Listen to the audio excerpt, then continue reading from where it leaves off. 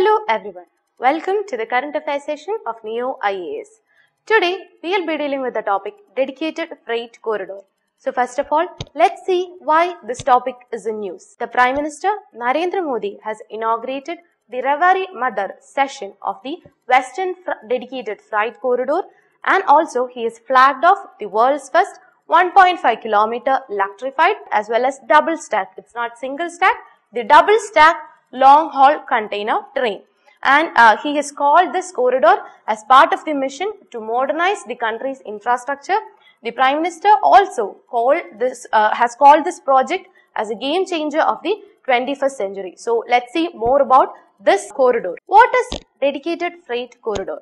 Dedicated freight corridor is high speed, high capacity railway corridor that is meant for the transportation of freight, and this involves in the seamless integration of the infrastructure as well as the state-of-the-art technology. It was under the 11th 5-year plan, that is the 2007 to 2012 11th 5-year plan, that the Ministry of Railway started the construction of two dedicated freight corridors. The two dedicated freight corridors includes of the route of the Eastern Dedicated Freight Corridor and the Western Dedicated Freight Corridor. And the planning, the development, the mobilization of resources, and even the construction, maintenance, and even the operation of these corridors will be done by the Dedicated Freight Corridor Corporation of India Limited. So this company, the Dedicated Freight Corridor Corporation of India Limited, will have the responsibility of even the operation as well as maintenance of such corridors. Now let's see what Golden Quadrilateral Freight Corridor or GQFC is.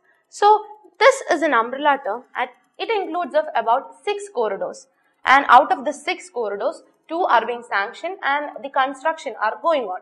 So these 2 are the Eastern Dedicated Freight Corridor and the Western Dedicated Freight Corridor. So there are other 4 corridors included in this. So under this project or under this corridor, the railway tracks will be linking the 4 largest metropolitan cities. So these 4 largest metropolitan cities are Delhi, Mumbai, Chennai as well as Kolkata.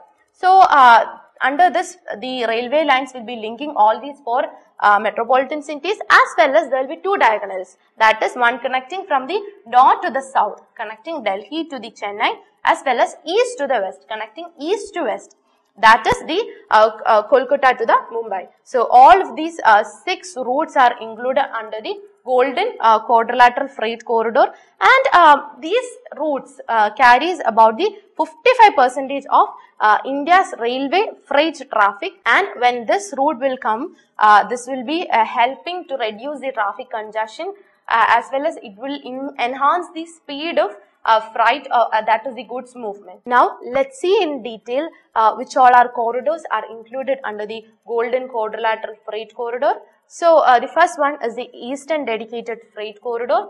The Eastern Dedicated Freight Corridor connects Ludhiana of Punjab with that of Dankuni of Calcutta, and the next is the Western Dedicated Freight Corridor. So it connects the Dadri of Uttar Pradesh with that of the Jawaharlal Nehru Port Trust, Mumbai, Maharashtra. Then these 2 projects, the construction of these 2 projects are going on, and in case of rest of the 4 projects, as I have already said, they are going through the planning process only. So out of the 4, the first one is East-West Dedicated Freight Corridor.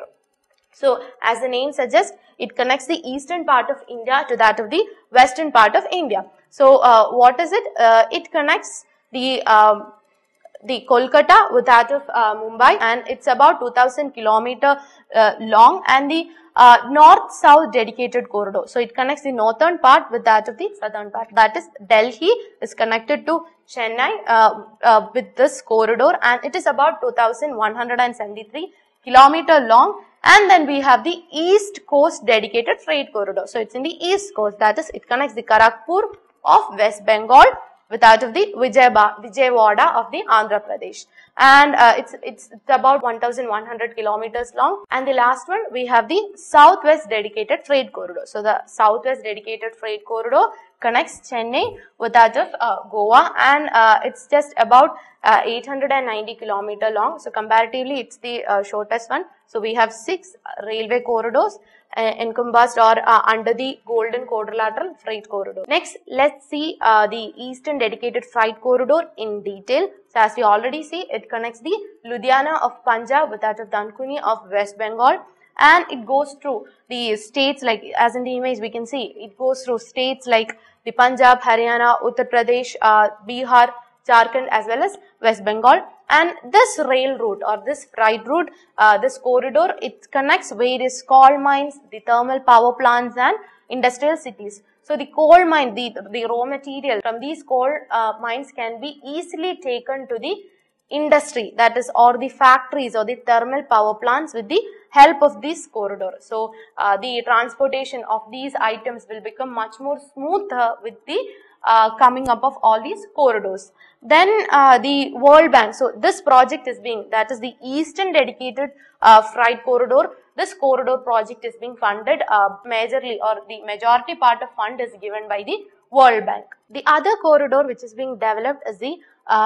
Western Dedicated Freight Corridor. So the Western Dedicated Freight Corridor connects the Dadri of Uttar Pradesh with the Jawaharlal Nehru Port Trust of Mumbai, that is Maharashtra. So when this corridor goes through, it connects major ports of the area. This will go through states like the Haryana, Rajasthan, Uttar Pradesh, Gujarat and Maharashtra. And we saw that the Eastern Dedicated Freight Corridor was mainly funded by the World Bank, but in this case, that is in case of Western Dedicated Freight Corridor, it is funded by the Japan International Cooperation Agency. So the other one was funded by World Bank, and this Eastern Dedicated Freight Corridor as well as the Western Dedicated Freight Corridor, both of them is being connected, and the connecting link is under construction. So that is being built between the Dadri and Khurja. So that is in Uttar Pradesh, and along with this, that is along with the development of these railway corridors or the freight corridors, the development of industrial corridors between the Delhi and Mumbai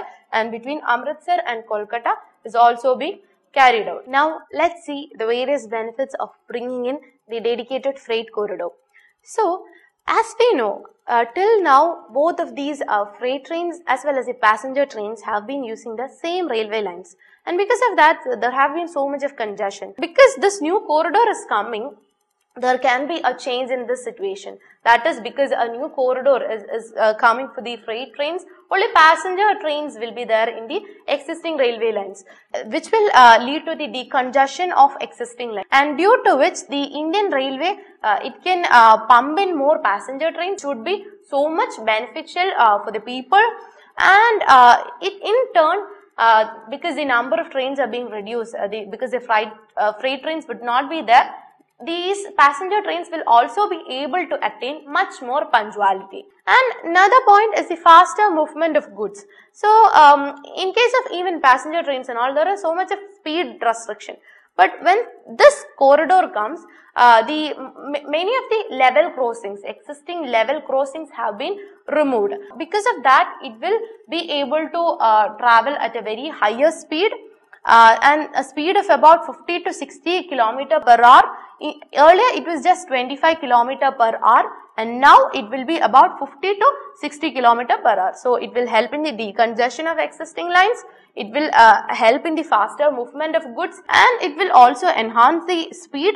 Then the agricultural producers, they will get a pan-India market, because a new corridor is coming. This will be much more cheaper than the existing system, and because of that, and because the speed is much more higher, and because of the higher connectivity, these agricultural producers will get a pan-India market. And connecting with that, the food grains and fertilizers from the northern region will easily be transported to the eastern and northeastern regions, and in turn even the all these coal, iron ore, jute and petroleum products of the eastern and northeastern areas will be easily transported to the north as well as the western areas. Then because of better connectivity as well as the infrastructure development, it will develop various areas into the urban centers. It will bring development to different parts of the country, and this modernization of the infrastructure will also improve the allied sectors. That is, like if better connectivity is available, it will benefit the agricultural sector, it will benefit the industries. So all of those sectors will get benefited with this. So allied sector will have better growth and creating employment opportunities. So thousands and lakhs of people will get employment opportunities in this new corridor. There will be requirement of so many people for the even from the construction to the operation. There will be requirement of thousands and lakhs of people. So that would be much more beneficial to the people. Along with all of these benefits, it will also help in the growth of local industries and manufacturing units, because these local industries and manufacturing units will have better and cheap access to the international markets. So earlier the connectivity was an issue, but now they'll have better connectivity, and because of that these industries will flourish much more. And another point to be added with this is about the energy efficiency as well as the how environment friendly this project is. So this project is both energy efficient and environment friendly, and that too in the global standards. So that is another merit to this project. And that was all about dedicated freight corridor. Thank you.